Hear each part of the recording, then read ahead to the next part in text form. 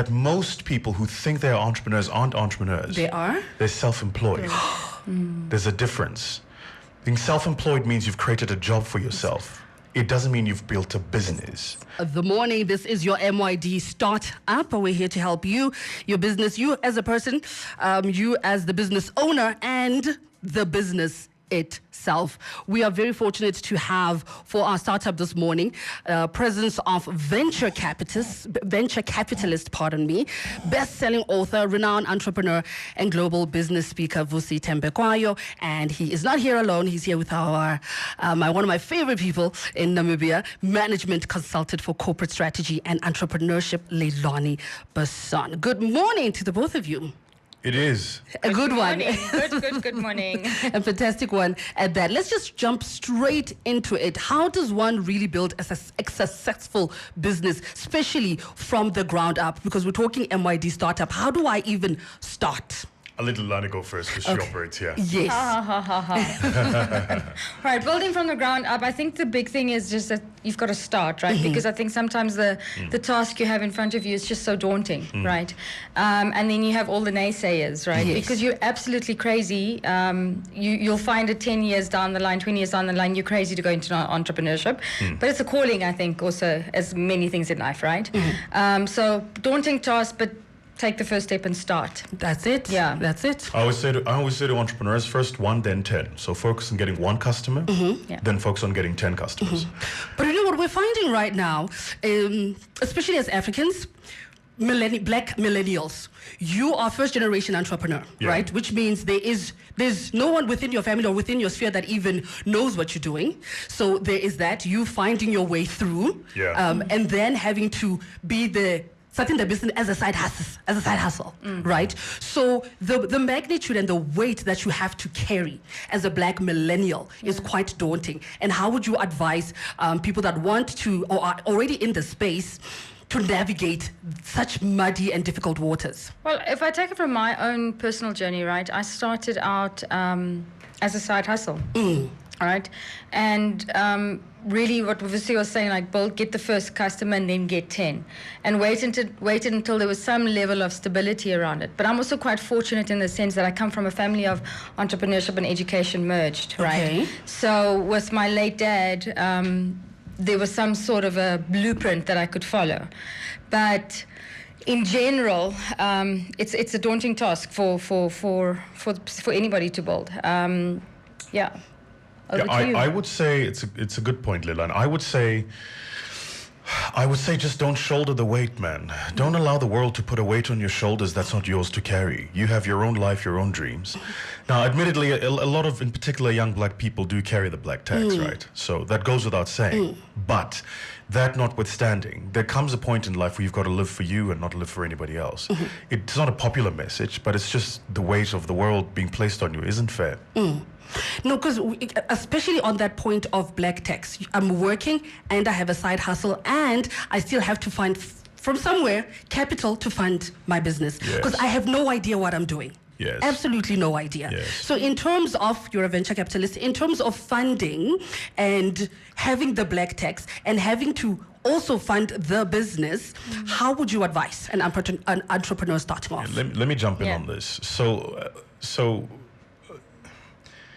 the history of venture capital actually is that the most successful venture capitalists in history have been large corporates, not individuals like myself. I see. So and what large corporates do is they have tons of capital sitting in CSI or marketing or R&D that they would fund entrepreneurs who are building interesting things in their space and allow those entrepreneurs to scale. And typically they will acquire that business and make it a part of its service offering.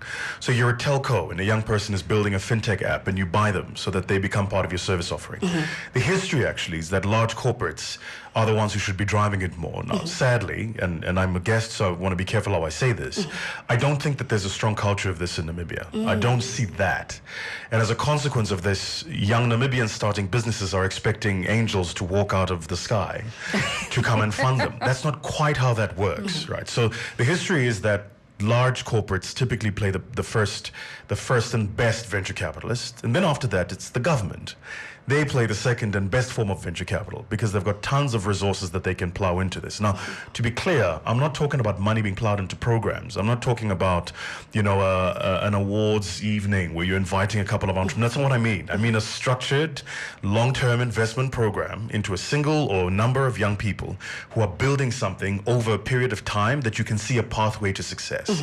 That's how that works. You and I today use the internet. The internet was invented and invested in by the U.S. government, not a U.S. individual, not a U.S. company, the U.S. government.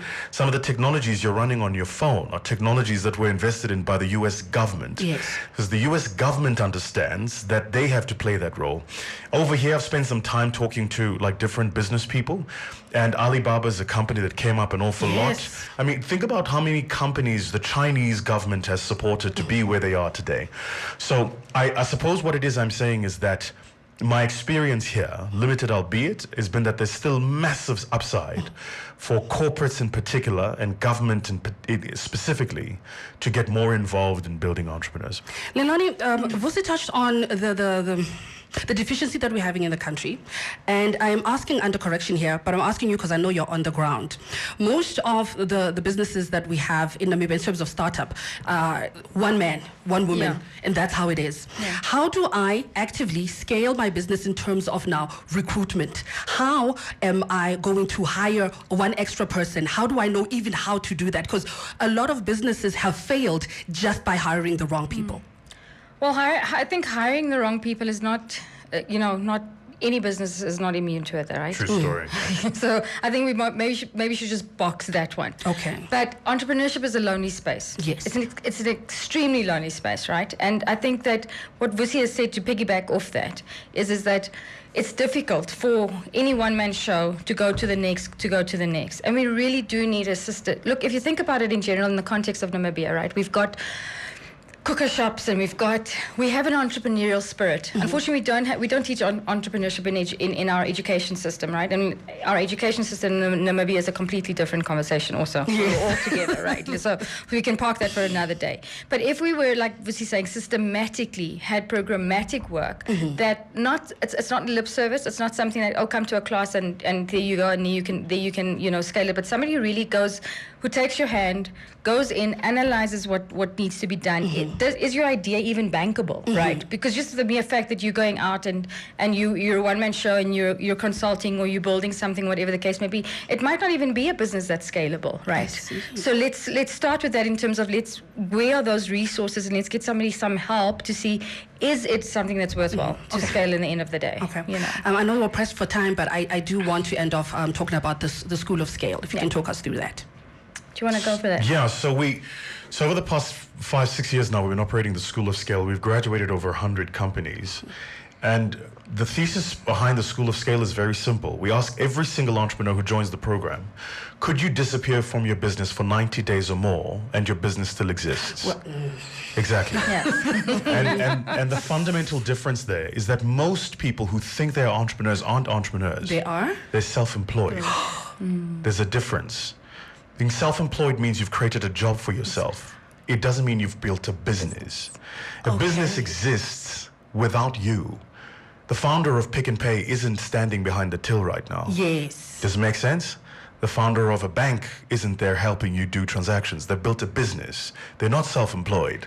99% of people who think they are entrepreneurs are actually self-employed. Are just self-employed. You've just created a job for yourself. And before you jump into that, before you get to the founder stage, right? You've got a stage in the middle, which is the business owner, which is now somebody who's gone like, okay, fine, there's something here. I've been in the red for a couple of months, and I can now get an extra manager or two or a coordinator or two. You're still not like a founder, right? You're a business owner, right? But you're not a founder. Yes. And that's not neat. It's also not to say that business could be scaled. So think about a hair salon, for instance, right? Self-employed, you probably you've taken out 3 or 4 chairs, and you've rented out those chairs, right? So now you can, in a way, maybe leave the business for a little bit, but still the bricks and mortar, all of that's got to be paid. Nobody's taking care of your operations and all of that. So you're a business owner, but you're not a founder. And sometimes we mix these terminologies of self-employed, business owner, founder, entrepreneur. Yeah. Where you fit into the box. I feel so attacked right now. I I'm know. But the truth is real. By the way, but before we end this, let me just say, like, in my experience, 99% of people, when they first hear this, react exactly the same way you do. I don't want to be here. Because it's like we've glamorized this entrepreneurship thing, right? And founder. Exactly. Yes. And I've got a company, I've got a VAT, I've got a bank account, I've got a logo, I've got a letterhead, I've got an address. Oh, the logo, that's what it is, the logo part. Yeah. And I've a got an server. address, and then I'm like, okay, now I'm an entrepreneur. Yeah. No. You're just self-employed, and it's not bad. Yeah. But it's important to know where you are, so you can make a decision about where you want to get to. Now, there are some businesses, to Lelanie's point, where being self-employed is perfectly fine. And that's okay. Like, if you look, let me put it to you this way: if you really love recruitment and you've always wanted to be a recruitment, and you're like a great recruitment consultant, you want to meet people, interview people, that's fine. You can do that and be a one-man show. Maybe have a receptionist or somebody that helps you, and be self-employed and live a good life. You can be a decent real estate agent around the block, and everybody knows who you are. That's fine. That's different to building a Pam Golding.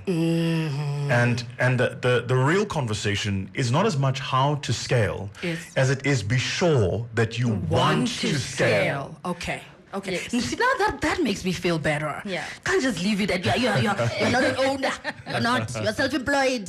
Also, now that makes me feel better. And before I let you go, I mean, this partnership is in existence for a reason, Lelanie. And if you could just tell the entrepreneurs, the self-employed people that are listening in right now, how you and even the School of Scale can help. Who can they reach out to? Website, anything of that. So our website is there. So if they Google School of Scale, it's schoolofscale.co, right? We have an application process, and like Vusi said, not everybody, depending on where you are in your journey, not everybody necessarily would qualify for what we do. But what I do think you do get is you get an assessment of whether or not we can work with you, because there's only a cohort that we can obviously take in. Okay. We've got a successful track record. It's not a track record that existed as of yesterday. We have specialized IP.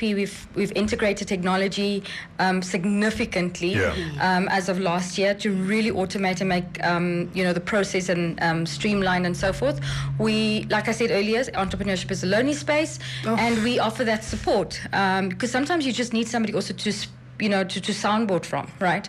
And that's what School of Scale really is. It offers. All right. Yeah. Any parting words? Yeah. Corporates, government in Namibia, you guys need to get involved. Well, thank you so much. And you've got our digits if you do. Yeah. Call us now. Thank you so much, the both of you, for coming. Amazing. Thank you. Oh my goodness, for just blowing the lid off and also inspiring us to do better, to be more. That was venture capitalist Vusi Thembekwayo, accompanied by management consultant for corporate strategy and entrepreneurship, Lelanie Basson.